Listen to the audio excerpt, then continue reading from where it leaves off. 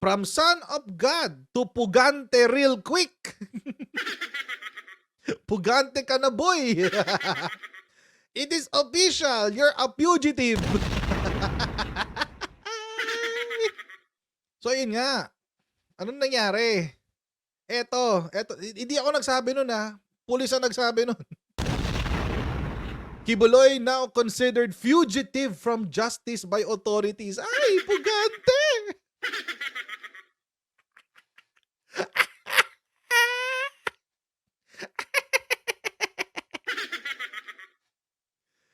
Ay, nako.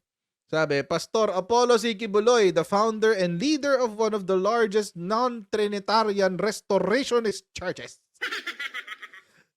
Ganun pala tawag dun. The Kingdom of Jesus Christ is now considered fugitive from justice for escaping his warrant of arrest on sexual and human trafficking cases. Sabi, hindi man natin siya na-aresto ngayon, he will still be considered a fugitive from justice based on the warrant of arrest issued by the court. Isa ka ng pugante. Alam niyo kung bakit, mga kotsero? Kasi hindi ito yung kay Risa Ontiveros. Hindi ito yung kay Risa Ontiveros. Korte to eh. RTC to ng Davao. Ayan o. RTC Branch 12. Nag-issue ng warrant. Evading Son of God. Find the father. Find the father.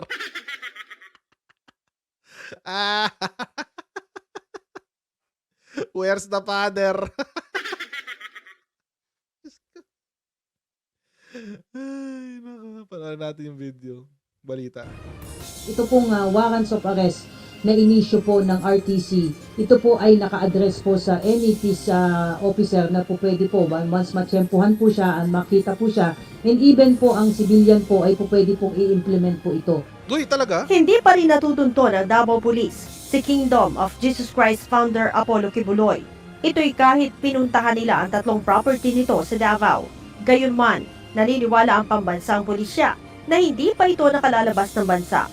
Ayon kay PNP Public Information Office Chief Police Colonel Jean Fajardo, mayroon silang tracker team na naghahanap kay Kibuloy.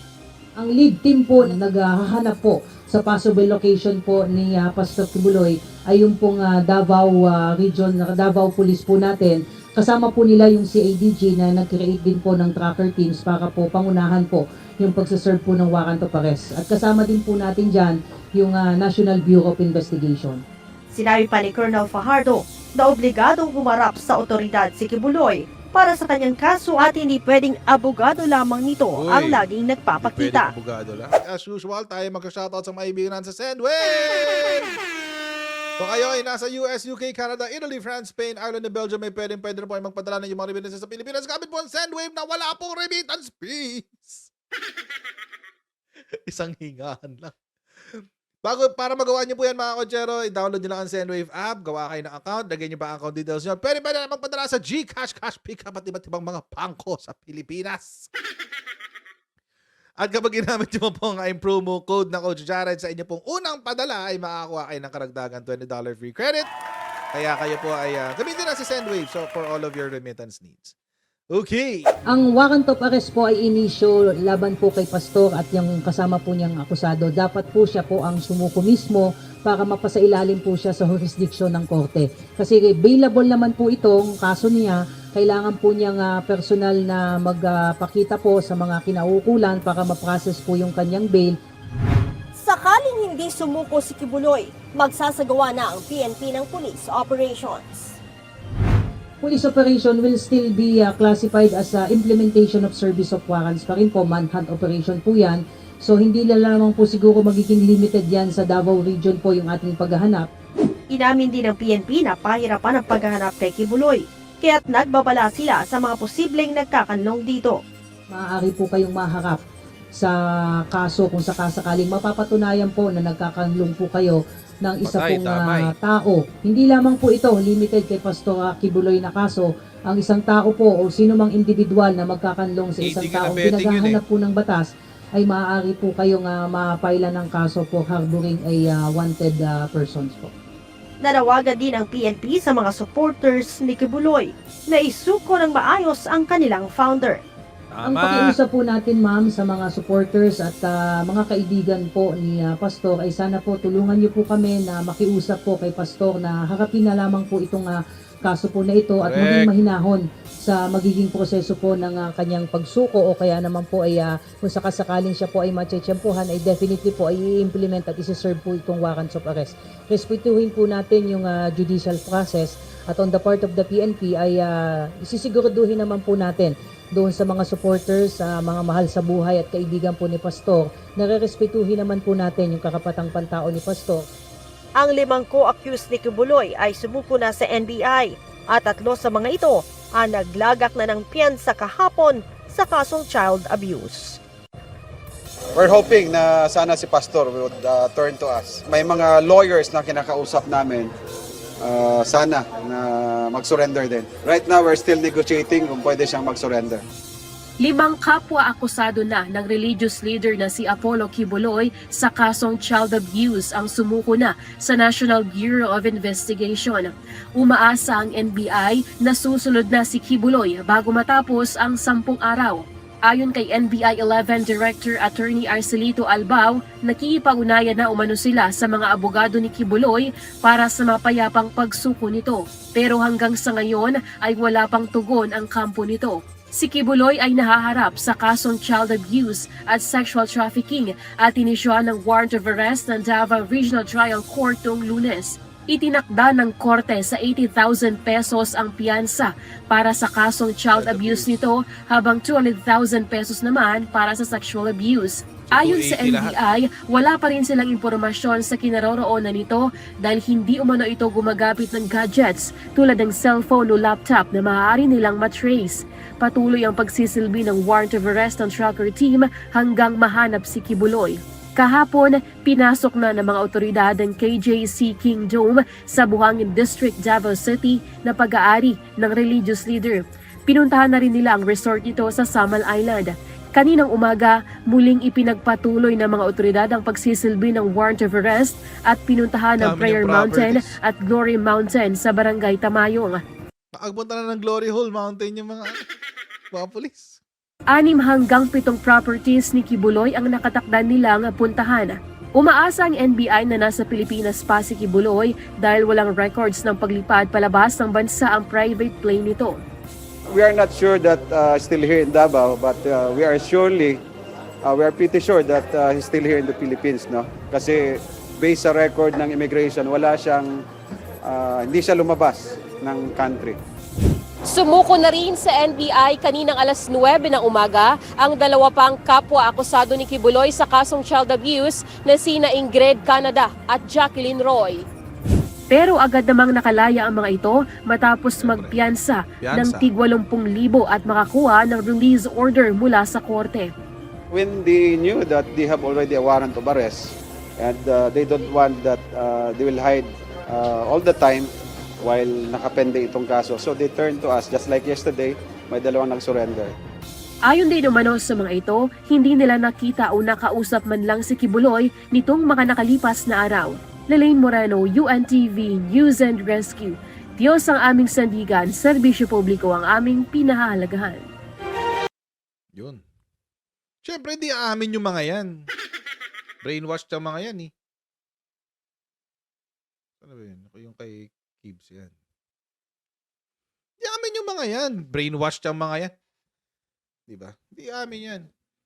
Tsaka yung, ang bilis nila makakuha ng pera, no? Tagi 80,000. Partida, hindi nagpapasweldo si Kibuloy. Diba? Yung nasabi? Di nagpapasahod. Kaya kumuha ng pera.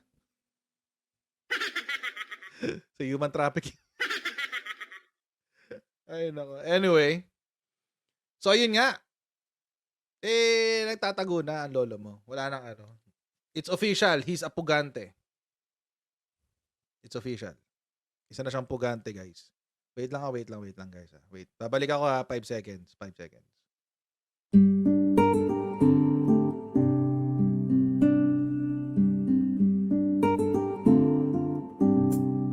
I'm back.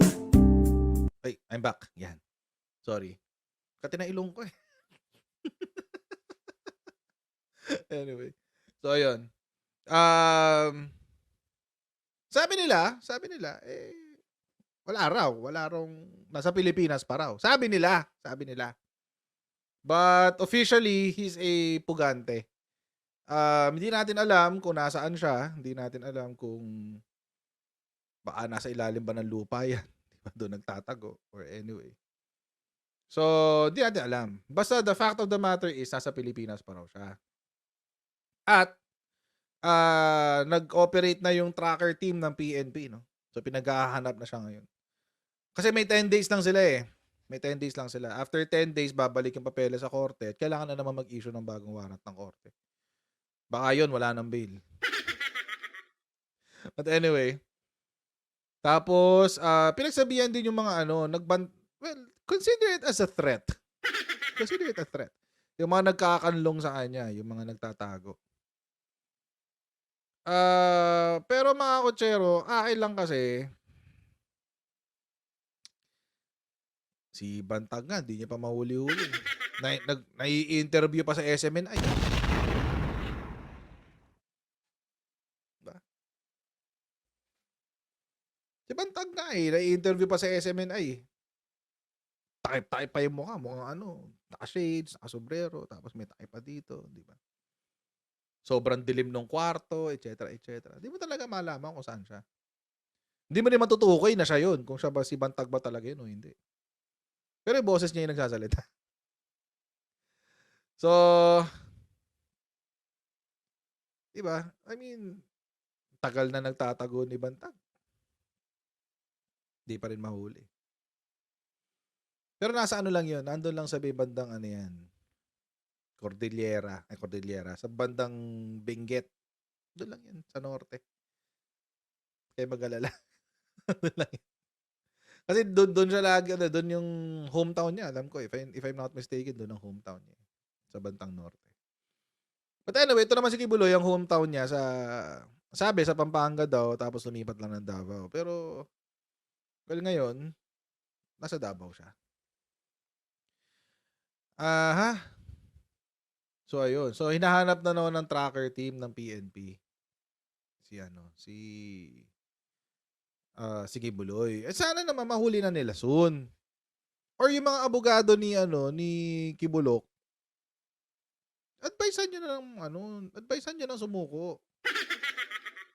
Kasi habang tumatagal ang kaso, habang lumatagal to, mas lalong nagmumukha siyang guilty. Kung nung una, medyo meron pang bahid ng yung unang mga yung mga unang warrant pwede pang hindi paniwalaan. Ito hindi na. Yung una kasi, lang yun tawag dito, yung una, Senado lang yun, walang halaga yun. Hindi importante yun, Senado. Well, importante din naman yun. But what I'm trying to say is this. Senado lang yun, walang ibang consequence yun kung hindi, madidetain siya until yung matapos yung hearing. But that's about it. Wala na. Pero to, hindi, iba to. Korte na to. Korte. Meron kang tatanga-tanga nagko-comment sa sa Facebook page ko. Sabi niya, kung ikaw ba abogado, advisean mo ba yung kliyente mo na sumuko? Syempre, oo. Ito talaga sasabihin ko. Kung naging abogado ako, yun ang talaga sasabihin ko. Bakit? Kasi nga, mitigating circumstance. At least, makonvict man siya ng guilty, diba? Makonvict man siya ng guilty, pwede akong humingi ng ng lower na penalty. Kasi may mitigating circumstance. Diba? Kung mag-volunteer pa siya, baka mag-i-exempting pa yan. Then, hindi mag-i-exempting yan. Mitigating lang. Mitigating circumstance. Diba? Ganun lang kasimple yun. Tsaka, diba, pupunta siya dun sa tawag dito, sa Senado, kasi yun yung walang low risk, walang risk yung Senado. Kung Dapat noon pa para hindi nagkaroon ng ganito Kaso lalo siyang nagtago Di kaya yan. Kung humarap na siya sa Senado noon pa lang, di na iwasan na niya itong dramang to. Or posibleng magkakaroon ng ganito, pero at least, nandoon na siya. Nakuha na niya yung impormasyon na kailangan niya makuha. Pwede na siyang mag-create ng defense. Diba? No. I'm pretty sure si Attorney Topacio is doing his job as a lawyer. Baka matigas lang ulo ng kliyente niya. Talaga. Anyway.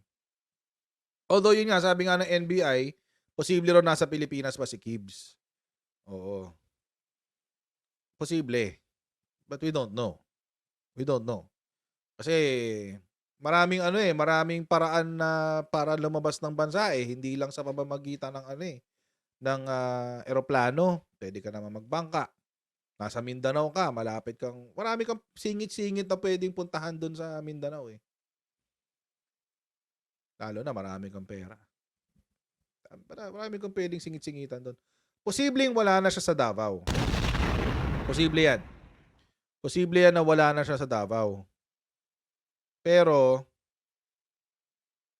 posible rin na wala na siya sa Pilipinas. Malay nyo, nasa Borneo na. Nasa ano pala? Sa ba to? Malaysia. Malay natin, andun na siya. Hindi natin alam. Tatago na nga Ito yung best friend ni Digong, guys. Ito yung spiritual advisor ni Digong. Spiritual advisor niya. Kaya pala ganyan si Digong. You got the worst advice, man. Wala. Yung spirit na, yung nag-advise sa'yo na spirit mo ang galing sa hell.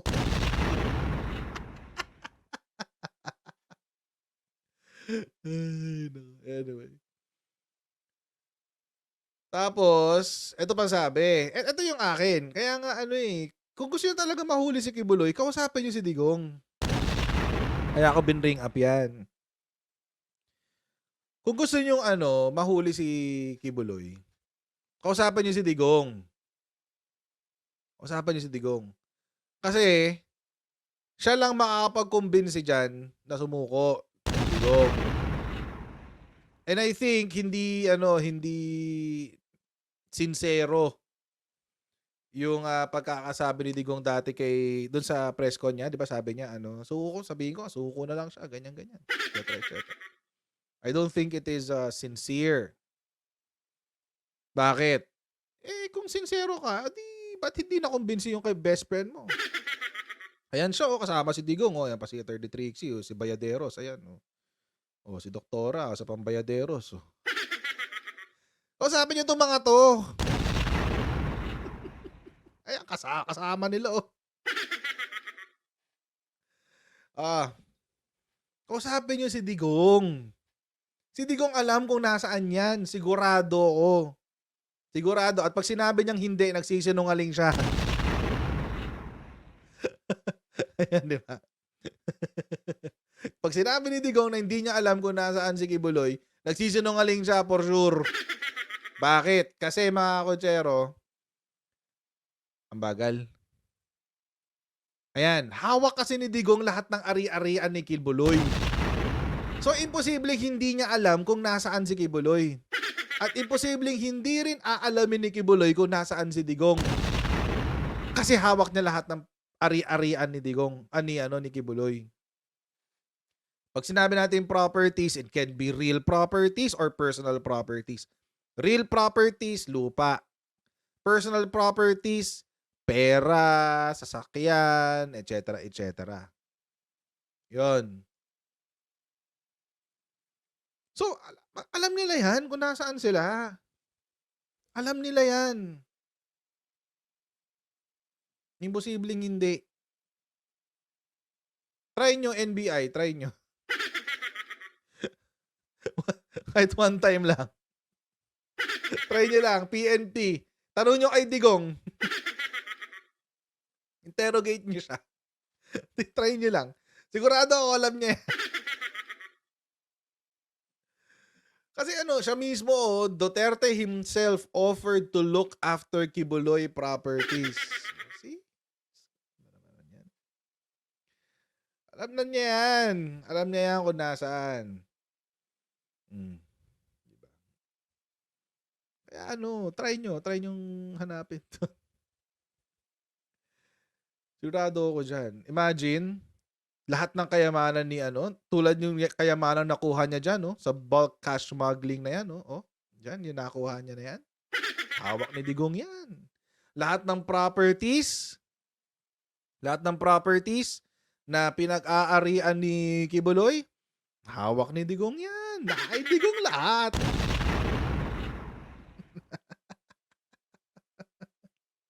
Try nyo tanungin si Digong kung nasaan siya. Ayan, The present ramblings, I would say, would maybe distract the pastor with the day-to-day operations.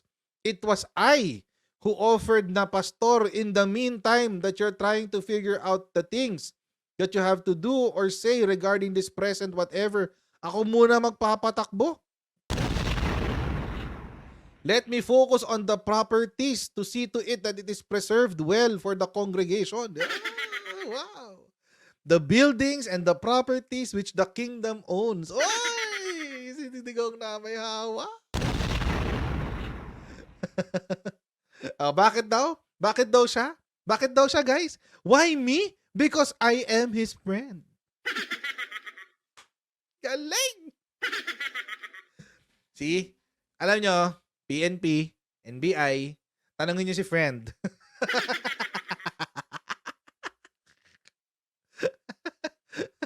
Tanongin mo si friend. PNP, NBI, tanongin nyo si friend. Alam niya kung nasaan si friend.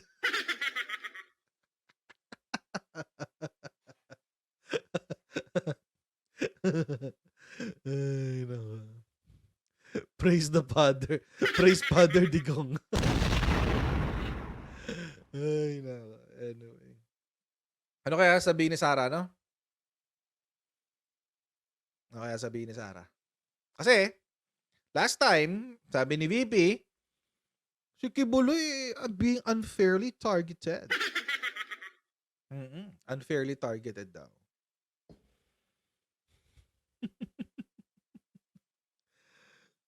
Unfairly targeted siya. It's unfair and violent. Sabi ni VP Sara. Sabi niya, Vice President Sara Duterte has publicly come to the defense of her father's spiritual advisor, Apollo Kibuloy. Kibuloy pala yun, hindi pala you. Kibuloy. Akala ko, Kibuloy. Downplaying the sexual abuse and trafficking charges against him by describing the congregational probes into his actions as a form of unfair and violent targeting by accusers. Hanapin lang as a friend. Paolo Contis, is that you? As a friend. Anyway. Ayan. Sana ba yung Duterte did not say it, but the Kingdom of Jesus Christ founder is currently in hiding even as he has been compelled to testify in 2 separate hearings. Wag na yung hearing na yan. Alam nyo, ito mga kotsero si Bibi Sara, abogado yan. Abogado yan. Tira nyo si Kibuloy, napapaligiran siya ng mga abogado. Si Digong, abogado. Si Sara, abogado. Siyempre, meron pa siyang personal na lawyer, si Attorney Topacio. Diba? So, he's getting advice. He's getting advice from people who are well versed with the law and those who uses the law in order to understand politics and to implement their political ambitions. See? Papaligiran siya ng abogado. Siguro naman may isa sa kanila na nag-advise na nagsabi na, Pastor, kahit peke kang pastor, suko ka na. Labas na tayo para para tapos na to. Mapag-usapan na lang sa korte, 'di ba? Sana may ganun, no? Sana may isa. Sana may isa. Kahit isa lang sa kanila. Sa dinami-dami ng abogado na nakapaligid sa kanya. Pero mag-iintay ba tayo ng statement dito kay Bibi Sara? O baka no comment na naman? Baka no comment, no? Alam nyo, VP Sara, kung kaya nyo ipagtanggol si Kibuloy, in the same way that you are defending Kibuloy, you should also be able to speak up for him. Napagtanggol mo na eh. Sinabi mo, unfairly being targeted eh. Unfairly targeted pala. Being unfairly targeted. Pinagtanggol mo na. Sagarin mo na. Comment na dyan. Baka lang naman pwede ka na mag-comment. Hindi naman tutungkol sa sa ICC. Hindi naman tutungkol sa West Philippine Sea. Baka lang naman. Eh, ang huling statement nito ni VP Sara, tawag dito, parang hindi naman daw importante yung advice niya kay Kibuloy. Parang gano'n. Hindi naman daw importante eh. Oo. So, ba't ka nagtatanggol? Baka naman, pwede ka mag-comment dyan. Kasi kahit hindi ka nagsasalita, bumabagsak ka sa rating. Sumasalo na lang sa'yo, Mindanao.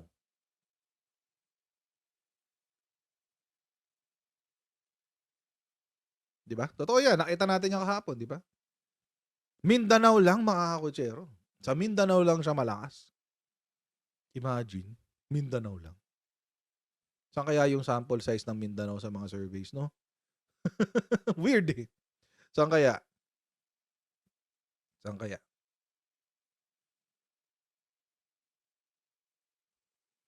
Are lawyers obliged to surrender their clients sa law enforcers? Wait.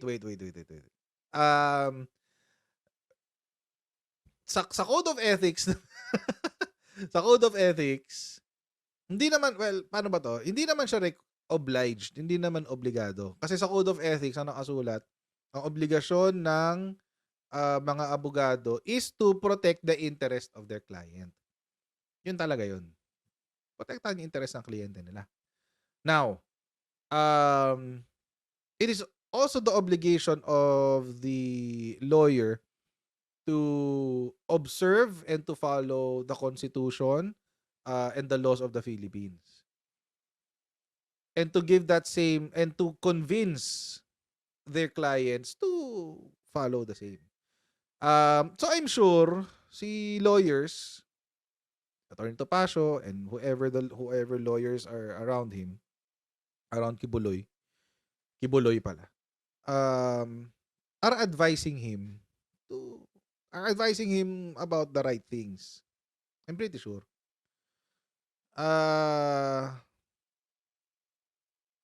Pero kung sabihin mong obliged, ano yan eh, that's, paano kapag yung obligation na yan ay hindi in the interest of my client? So, syempre, hindi ko gagawin yun. Basta advisean ko lang yung kliyente ko at protektahan ko yung interest niya. Yun yung usually nasa ginagawa ng mga abogado. So yun. So, kung ayaw talaga niya sumuko, wala magagawa yung abogado niya. Wala siya magagawa. All he can do is to continuously convince his client to surrender. That's it. Pero kung ayaw niya sumuko, wala siya magagawa. Anyway, tuloy tayo. So, hopefully, one of them, din nga, is advising kay Buloy to do the right thing.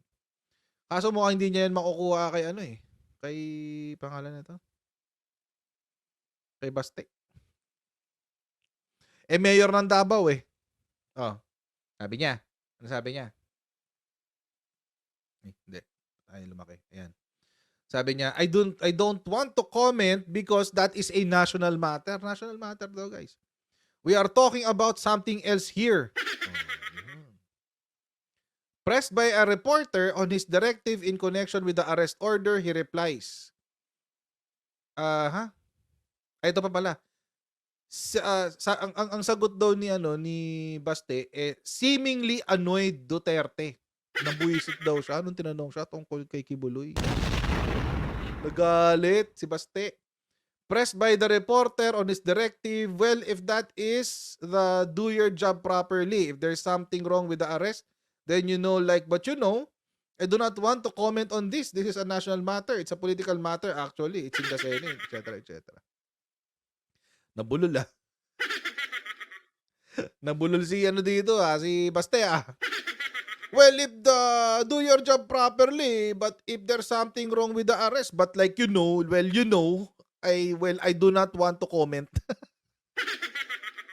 Well, I do not, if it is, I do not want to comment na lang.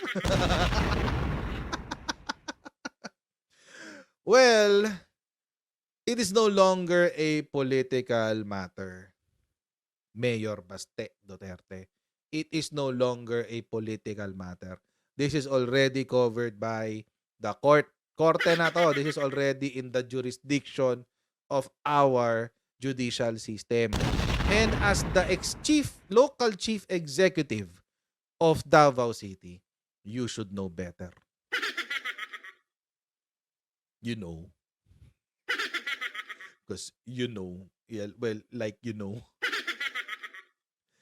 should know better.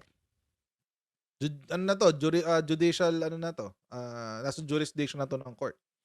And being the local chief executive, who is also not in charge, but supervising the PNP in your respective LGU, well, you know.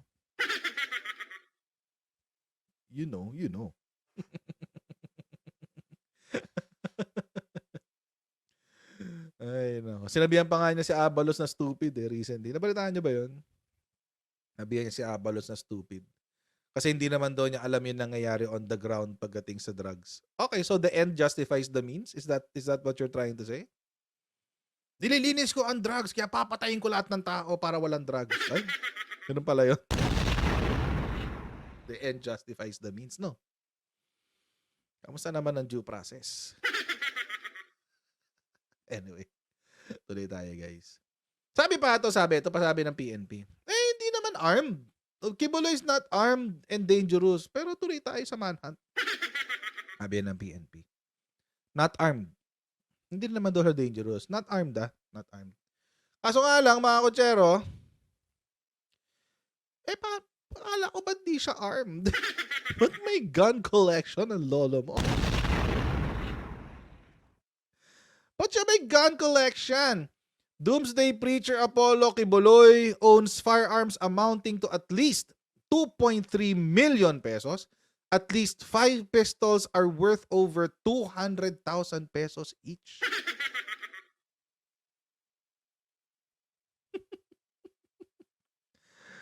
Ay, my goodness. Buti license kasi nalaman eh. Buti license. 80 ng kanyang baril. Akala ko ba unarmed?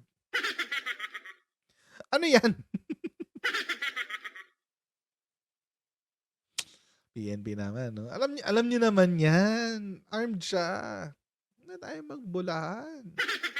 Ako nga, ordinaryong tao lang ako. Armed ako eh. Ordinaryong tao lang ako, ah. Ordinaryong tao lang ako.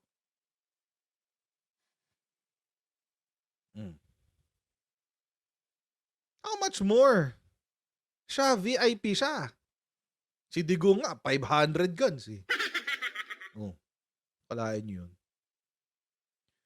Ano kaya yung mga baril? Makasulat kaya yung pangalan ng mga baril. Ito. Ito.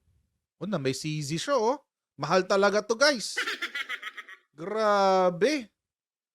Grabe tong, may CZ siya, Ito yung mga baril na prefer ni ni Bato de la Rosa. Ayan, CZ. Alyan.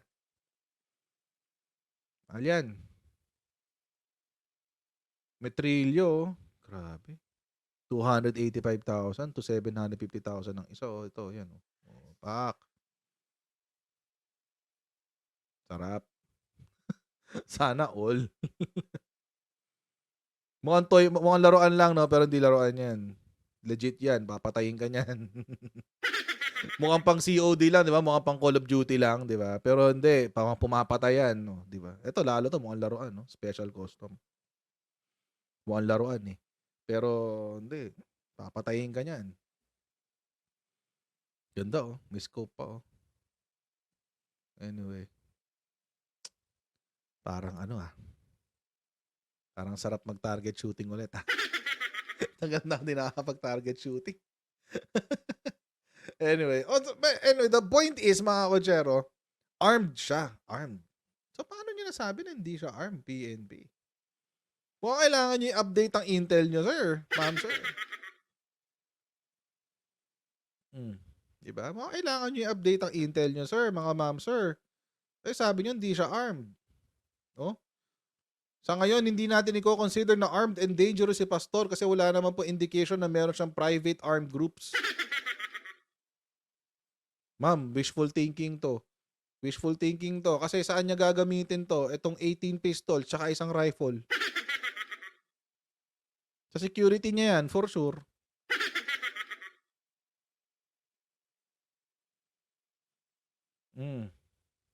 Anyway. Kasi itong defense nila ngayon. Itong defense ng kabila. Yan. Bagong balita lang to. Yan sa kanila galing yan. Kay SMNI. Kay SM Maniac. Pagsisilbi ng arrest warrant laban kay Pastor Apollo C. Kibuloy. Iba pang akusado, posibleng politically motivated. Uy, political lang daw yan, sabi.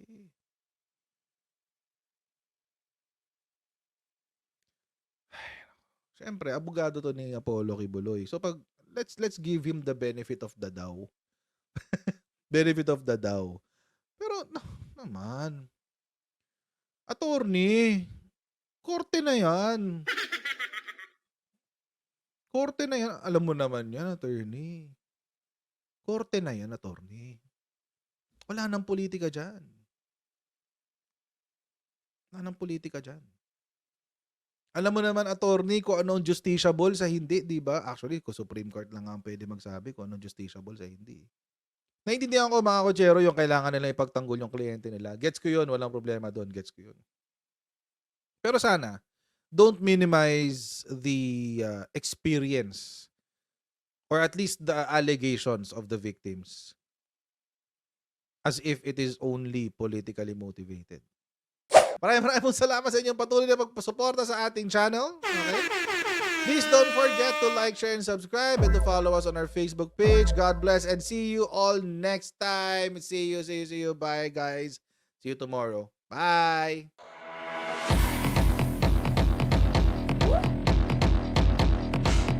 Pag ganun, huwag natin gawing tanga mga Pilipino.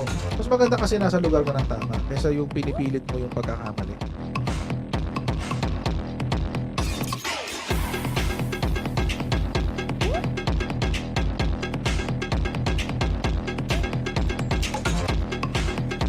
Are they willing to go that far? Hindi makakalimutan ng Pilipino yan hanggat di nasasagot niya. Sino ngayon nagsasabi ng totoo?